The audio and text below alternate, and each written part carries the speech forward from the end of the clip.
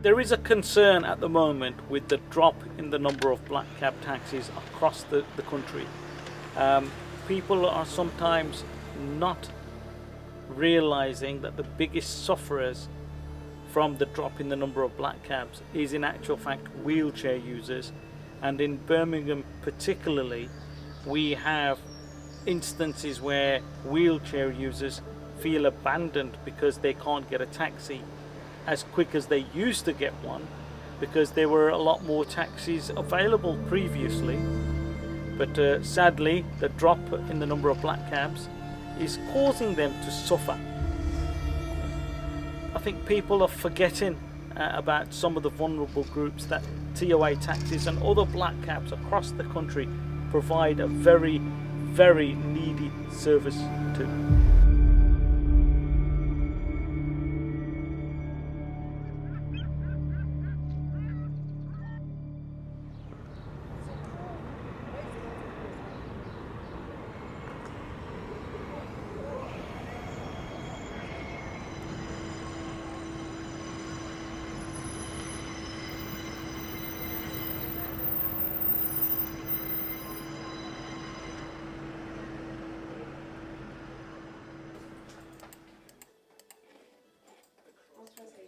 Hi, TOA Taxis, how can I help you? Tomorrow morning, at what time would you like the taxi in the morning? 9:30. And where are we picking up from? Yeah, postcode please. Yeah, my postcode is on the hodge. And where are we heading to? And we're going back to number 6, yeah? You want to go to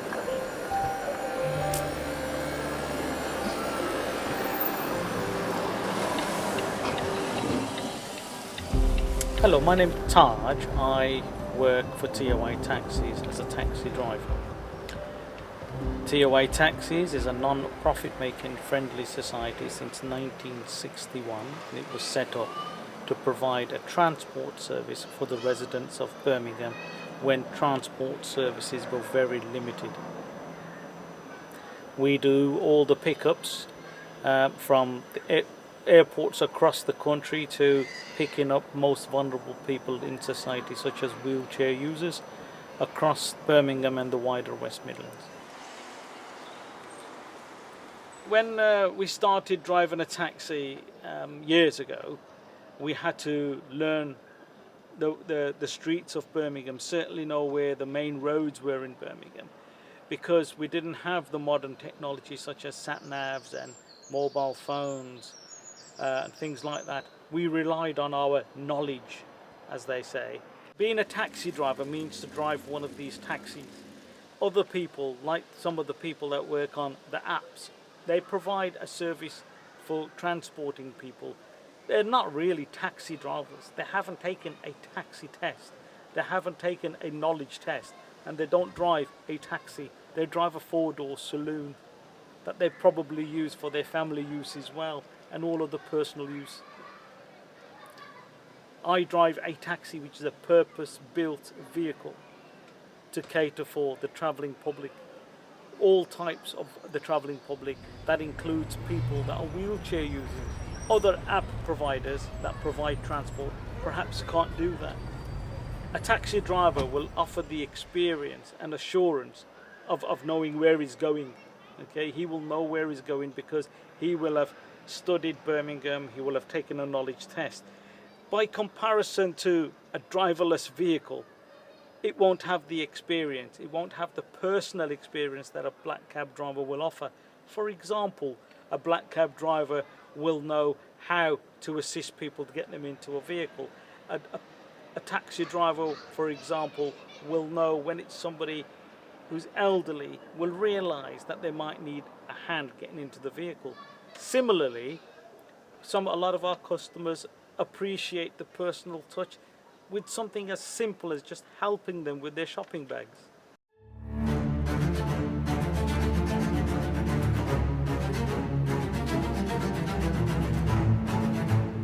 People should be working for people. People should be helping the other people. Now we are helping the AI to erasing people from this earth.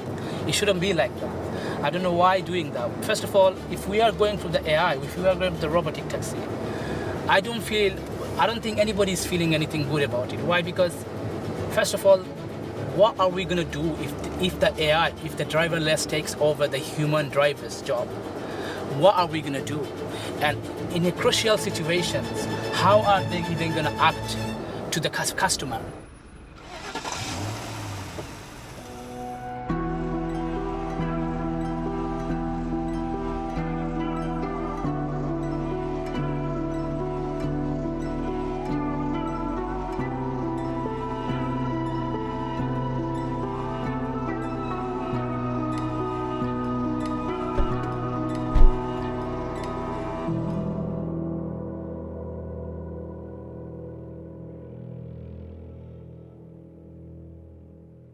Before we used to go, people serve you.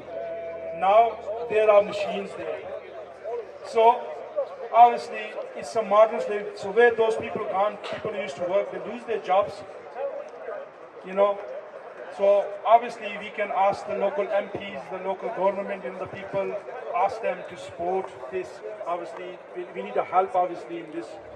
So, and at the end, what I can say is, all these brothers, so make your attention like in the future, you know, the next demonstration, whatever, is going to be held.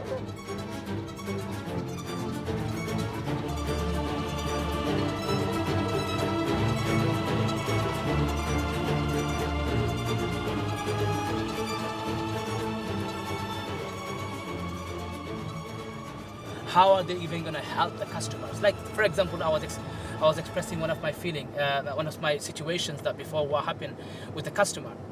That situation, if that happened, an AI in the car, I would wonder how would the AI will confront the customer, give her comfort, and how would the AI will deal with that.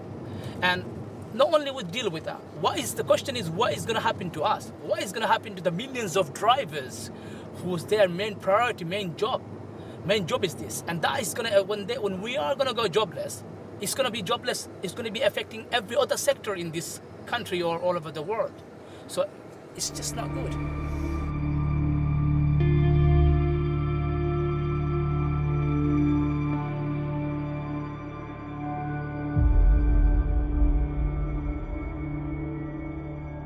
Yes, we had an incident where one of our drivers witnessed a pedestrian fall and hurt themselves. The taxi driver went to assist and eventually took the lady to the nearest A&E, and he did it free of charge. The lady wrote into TOA, and I think it went onto the Facebook page as well, just to express her gratitude for the driver being able to pick her up, assist her into the taxi and take her to the nearest A&E. A driverless car can't do that. One of the stories that I remember, it was from the Birmingham New Street to Wolverhampton. Sorry, not Wolverhampton. It was by the downside. I think it was Rugeley, yeah. So the customer I was picking up from the Birmingham New Street, and obviously on the way they had a fighting. The customer were fighting. I don't know if that was a boyfriend or husband. They were fighting. She was fighting with her, and then obviously the man, he was behaving very aggressively. So I was taking a step at them. I was trying to convince the situation to get more calm, and then obviously I was giving her support whatever she needed. Eventually, things was going not very well. She was being treated very unfairly and badly. So I had to stop the car. Being kind of smart here and call the police in the same terms that the police approved. They handled the situations, and then they took the men from the car, and then police appreciated for my work, and she appreciated it. And she also, after the trade, she gave me some tips as well. But she was appreciating so much, like a brother. So I remember there's so many stories about this. Is one of the stories I remember, and it touched my heart, that I could help somebody whenever they needed.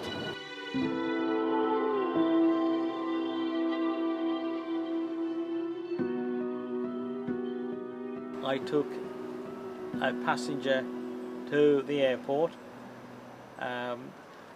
Unfortunately, she couldn't pay me the taxi fare because she was having issues with her card and her bank. And I let it go. And it was just one of them situations where you would put it down to experience, and I just let it go. I was surprised a few weeks later for the lady to actually put the money into my bank account. Now, would a driverless car do that, do you think? Or would a driverless car hold you captive until your payment is cleared? Or perhaps in years to come, driverless cars will only carry you providing the payment's already made? Will driverless cars take you to the destination and insist that you get out, regardless of the conditions you might be faced with? Will a driverless car wait until you've actually got into your door in the middle of the night because you're a lone female? Or will it simply just drive off as soon as you've walked out of the car? There are a lot of things that people need to think about and give consideration to when they talk about driverless cars. Evolution of technology is fantastic. If you didn't have evolution of technology, you'd still be using phone boxes and not mobile phones. But we have autopilot on aeroplanes, but they still have pilots. Why haven't we still got some provision for drivers to be in what they propose will be driverless cars? Is it because the lives of those in aeroplanes are worth more than the lives that travel in driverless cars, should they come about?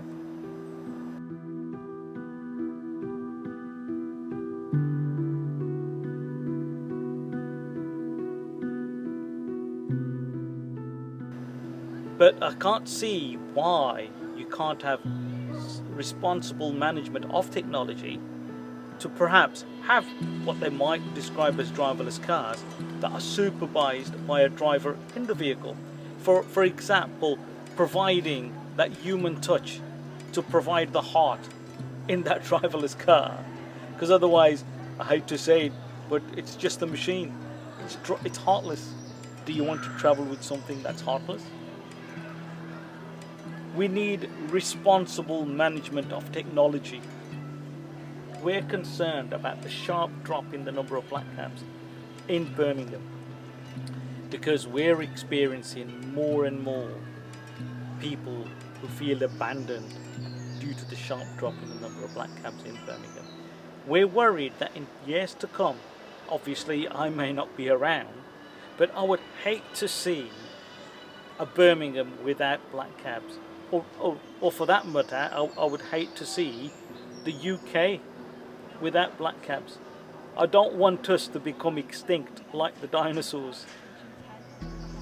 We need to change and evolve with technology, but I think we need to be responsible with how we adapt to technology, because technology can never be relied on its own. You always need that heart behind the wheel and a face that people can relate to. Us as a human being, a driver, and if they launch a robotic taxi driver, first of all, if they launch a taxi driver from the robotic, what's our human value? What's our human taxi drivers gonna do? How are we gonna survive? And is it worth it? Is it the drivers, heroes like us, gonna be jobless, and the robotics AI gonna take over the universe? AI gonna take over all the other job sector, which is gonna be eventually affecting other people's job will be taking over. So that's the reason why we had a protest today right outside the Birmingham City Football Ground. If you want success in life, you've got to go out there and achieve it. It's the same thing with this. If you want your wages to go up, you want to be treated right, you need to go out there, explain to the drivers what we're fighting for. So it's a responsibility on every single one of us here to go out there and unite the drivers. Do you really want the prospect of a future like what they show in some of the Hollywood blockbusters? I don't think so. I'm not going to name any films, but do you want Skynet in 50 years' time? I don't think so. And there are certain things that perhaps we will look forward to in the future, like medical procedures that are certainly beneficial. Keyhole surgery is an example, I think. And there it affects a lot of us and provides a very valuable advancement of technology for our health and safety, for our betterment, for us to maintain a healthier lifestyle. Is if you look at MRI scans, look at the benefit we get from MRI scans. And it's well managed because there's a human operating the MRI scan machine. There's many of examples out there, but I think driverless cars are great in your dreams. It's something we can dream about, but is it really gonna be for your benefit, or is it just another excuse for people to line their pockets? Driving a taxi is not just simply taking somebody from A to B. It's more about being involved in society and providing a heart behind the steering wheel. You haven't got artificial intelligence here. We will, listen to what you have to say, take into account where you're going, and make sure we take you the best possible route with consideration for your needs.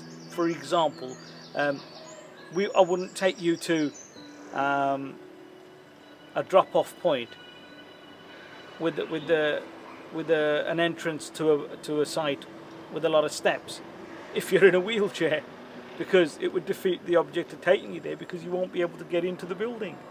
So we'd use things like our local knowledge to make sure we provide the best possible service. And this is not just for Birmingham. Driving a taxi and the responsibility behind getting people from A to B safely, okay, with the assurance that the passengers need, is a global thing. Okay? Every city in the world has an iconic taxi that they can relate to. In the UK, we have our iconic black cab, like the one I'm sitting in now. And whilst it's evolved over the years, it's still the UK's London taxi.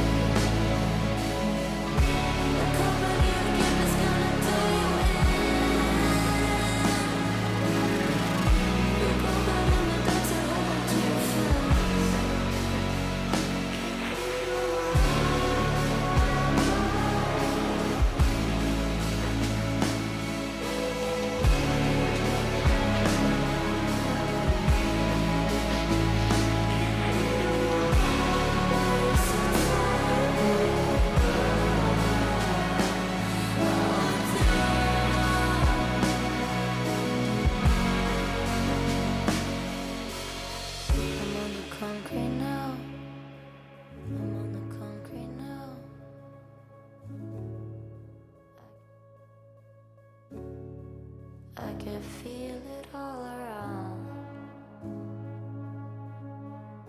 A chronicle of people caving in under the pressure of the death temptress. I can see all of fumbling. I see the storm give out.